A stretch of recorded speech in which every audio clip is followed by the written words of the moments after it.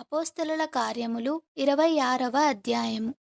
Agrippa పౌలును చూచి, నీ పక్షమున చెప్పుకొనుటకు నీకు సెలవైనదనెను.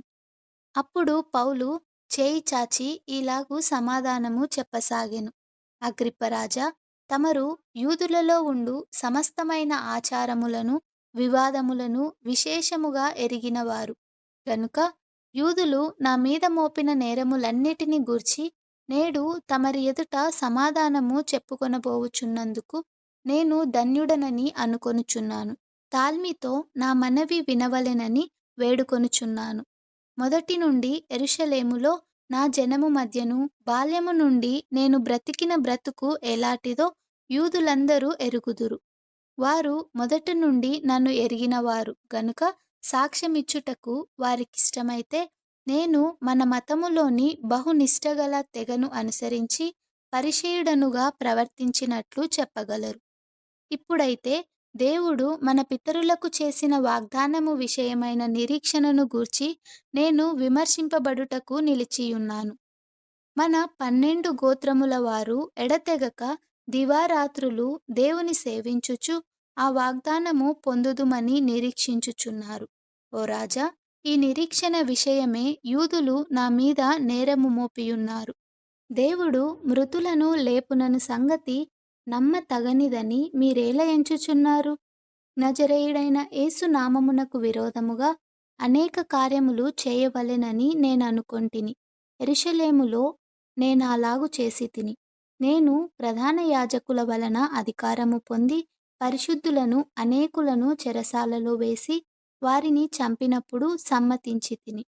అనేక పర్యాయములు సమాజ మందిరములన్నిటిలో వారిని దండించి వారు దేవదూషణ చేయునట్లు బలవంత పెట్టజూచితిని. మరియు వారి మీద మిక్కిలి క్రోధము గలవాడనై ఇతర పట్టణములకు వెళ్ళి వారిని హింసించుచుంటిని. అందు నిమిత్తము నేను ప్రధాన యాజకుల చేత అధికారమును ఆజ్ఞయు పొంది దమస్కునకు పోవుచుండగా, రాజా, మధ్యాహ్నమందు నా చుట్టూను నాతో కూడా వచ్చిన వారి చుట్టూను ఆకాశము నుండి సూర్య తేజస్సు కంటే మిక్కిలి ప్రకాశమానమైన ఒక వెలుగు త్రోవలో ప్రకాశించుట చూచితిని. మేమందరమును నేల పడినప్పుడు, సౌలా, సౌలా, నన్నెందుకు హింసించుచున్నావు? మునికొలలకు ఎదురు తన్నుట నీకు కష్టమని హెబ్రీ భాషలో ఒక స్వరము నాతో పలుకుట వింటిని. అప్పుడు నేను, ప్రభువా, నీవు ఎవడవని అడుగగా, ప్రభువు, నేను నీవు హింసించుచున్న యేసును. నీవు నన్ను చూచియున్న సంగతిని గూర్చియు నేను నీకు కనబడబోవు సంగతిని గూర్చియు నిన్ను పరిచారకునిగాను సాక్షినిగాను నియమించుటకై కనబడియున్నాను. నీవు లేచి నీ పాదములు మోపి నిలువుము. నేను ఈ ప్రజల వలనను అన్యజనుల వలనను హాని కలుగకుండా నిన్ను కాపాడెదను. వారు చీకటిలో నుండి వెలుగులోనికిని, సాతాను అధికారము నుండి దేవుని వైపుకును తిరిగి నా యందలి విశ్వాసము చేత పాపక్షమాపణను పరిశుద్ధపరచబడిన వారిలో స్వాస్థ్యమును పొందునట్లు వారి కన్నులు తెరచుటకై నేను నిన్ను వారి యొద్దకు పంపెదనని చెప్పెను. కాబట్టి అగ్రిప్పరాజా, ఆకాశము నుండి కలిగిన ఆ దర్శనమునకు నేను అవిధేయుడను కాను. మొదట దమస్కులోని వారికిని, యెరూషలేములోను యూదయ దేశమంతటను తరువాత అన్యజనులకును వారు మారుమనసు పొంది దేవుని తట్టు తిరిగి మారుమనసునకు తగిన క్రియలు చేయవలెనని ప్రకటించుచుంటిని. ఈ హేతువు చేత యూదులు దేవాలయములో నన్ను పట్టుకొని చంపుటకు ప్రయత్నము చేసిరి. అయినను నేను దేవుని వలనైనను సహాయము పొంది నేటి వరకు నిలిచియుంటిని.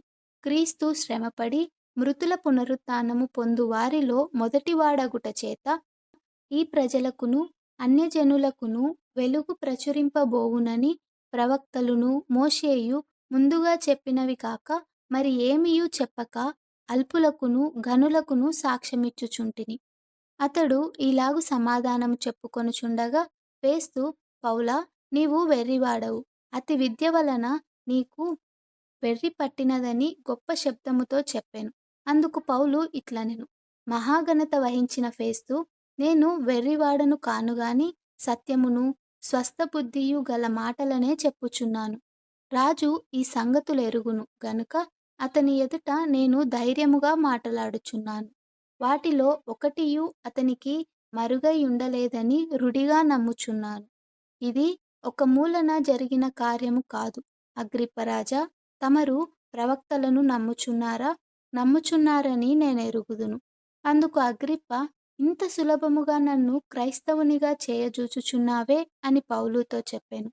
అందుకు పౌలు, సులభముగాను, దుర్లభముగాను తమరు మాత్రము కాదు, నేడు నా మాట విను వారందరును ఈ బంధకములు తప్ప నా వలె ఉండునట్లు దేవుడనుగ్రహించునుగాక అనెను. అంతటా రాజును, అధిపతియు, బెర్నికేయు, వారితో కూడా కూర్చుండిన వారును లేచి అవతలకు పోయి, ఈ మనుష్యుడు మరణమునకైనను బంధకములకైనను తగినదేదియు చేయలేదని తమలో తాము మాటలాడుకొనిరి.